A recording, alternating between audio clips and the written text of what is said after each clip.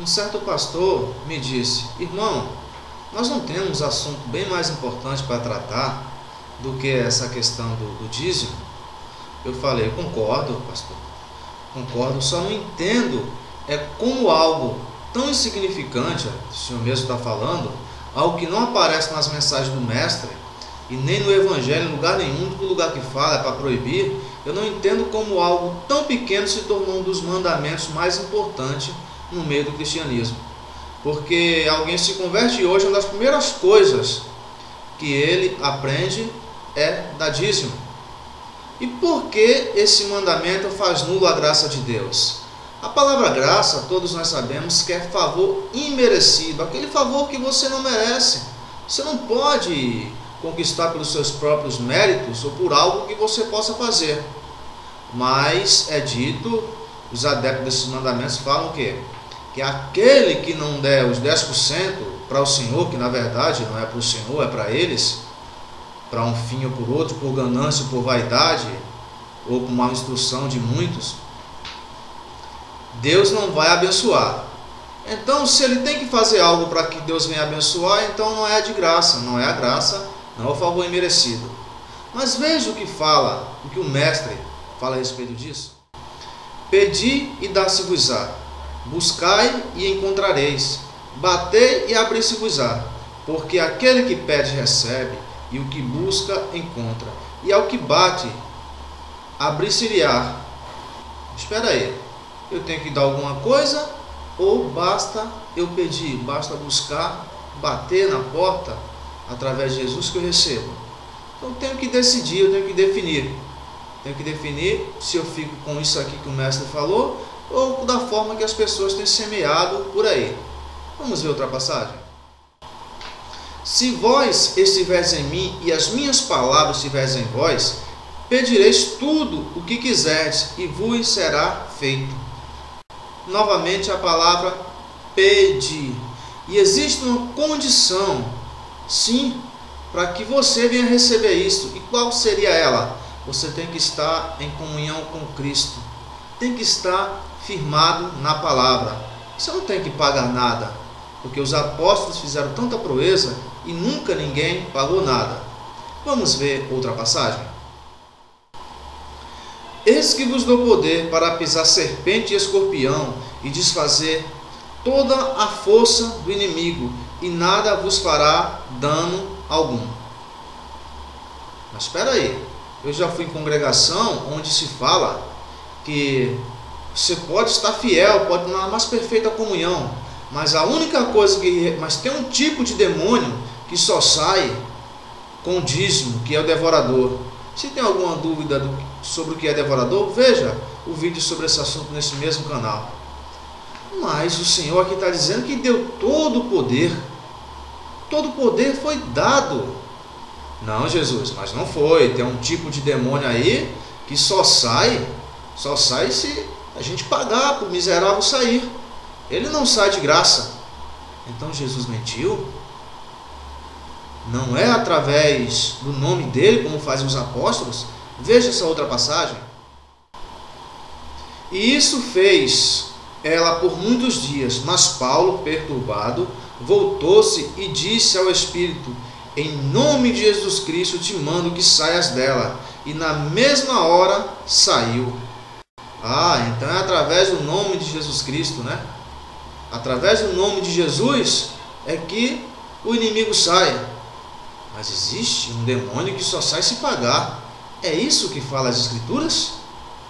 Tem uma classe de demônio que não sai, não é fácil para sair, mas também não é com dinheiro. Vamos ver qual seria essa?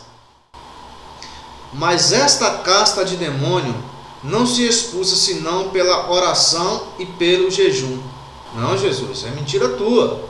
Só tem uma classe de demônio que não sai com qualquer coisa, mas também não sai com jejum e oração. Tem que ser através do dízimo. Tem que pagar para o miserável sair. Então, amados, nós temos que optar. Nós temos que decidir em quem devemos acreditar.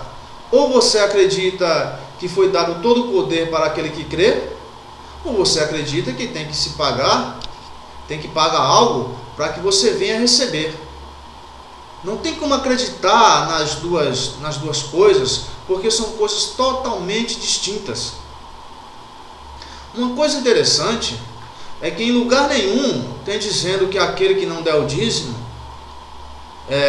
não vai ser salvo, vai para o inferno, na linguagem deles, porque nas Escrituras está enfatizado outra coisa, bem mais importante, a qual era a verdadeira intenção do Mestre. Vamos ver? Então dirá o rei aos que estiverem à sua direita: vinde, benditos de meu Pai, possuí por herança o reino que vos será preparado desde a fundação do mundo, porque tive fome e deste-me de comer, tive sede e deste-me de beber, era estrangeiro e hospedaste-me, estava nu e me vestiste-me, adoeci e visitaste-me, estive na prisão e foste ver-me. Então os justos lhe responderão, dizendo: Senhor, quando te vimos com fome e te demos de comer, ou com sede e te demos de beber? Quando te vimos estrangeiro e te hospedamos, ou nu e te vestimos? E quando te vimos enfermo na prisão e fomos ver-te? E respondendo o rei, lhes dirá: em verdade vos digo, que quando o fizestes a um destes meus pequeninos irmãos, a mim o fizeste. Veja que não é quando nós levamos ao templo ou para um líder que nós estamos fazendo para Deus. Em momento nenhum o mestre nos falou isso, mas sim quando você ajuda o seu próximo. Nos é ensinado que se o nosso vizinho estiver precisando, a viúva no caso, você tiver com R$300 para levar de dízimo, você não pode, porque aquilo é do Senhor.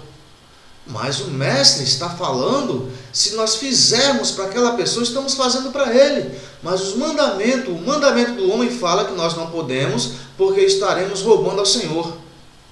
E agora, o que fazemos? Seguimos a Deus ou a tradição do homem? O que vamos fazer? Isso é uma opção de cada um.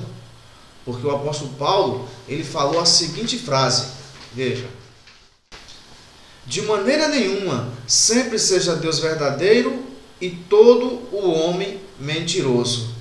Então o apóstolo aqui ele quer dizer que não importa o que os homens falam, mas sim o que o Senhor fala, o que as Escrituras falam. Então, sempre o mandamento do dízimo é o contrário ao que o Senhor ensina. A Bíblia ensina que nós temos que ajudar as pessoas.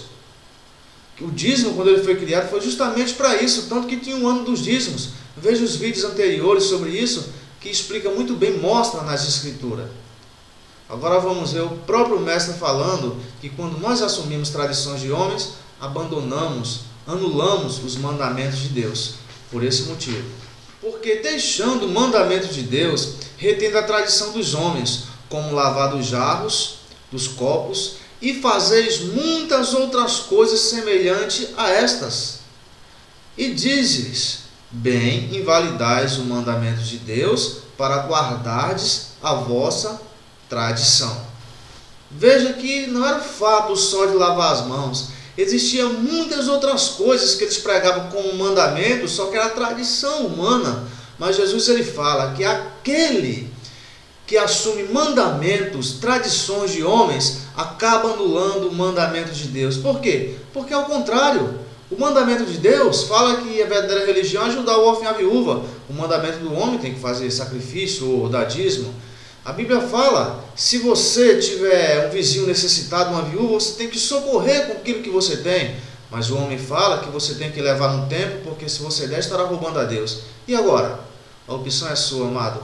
Você tem que procurar entender as Escrituras. Você tem que olhar para elas, não olhar para o homem, porque é nela que está a sua salvação. Se nós somos por tradição, a Igreja Católica tem umas tradições milenares, como por exemplo a adoração de imagens, como por exemplo batismo de criança. Nem por isso tornaram-se verdade. Não é porque essas mentiras, porque foram impostas, foram feitas na reforma protestante pelo hoje que nós temos como evangélicos, que isso se torna verdade. Mas a tua palavra, Deus, é a verdade. Fiquem com Deus.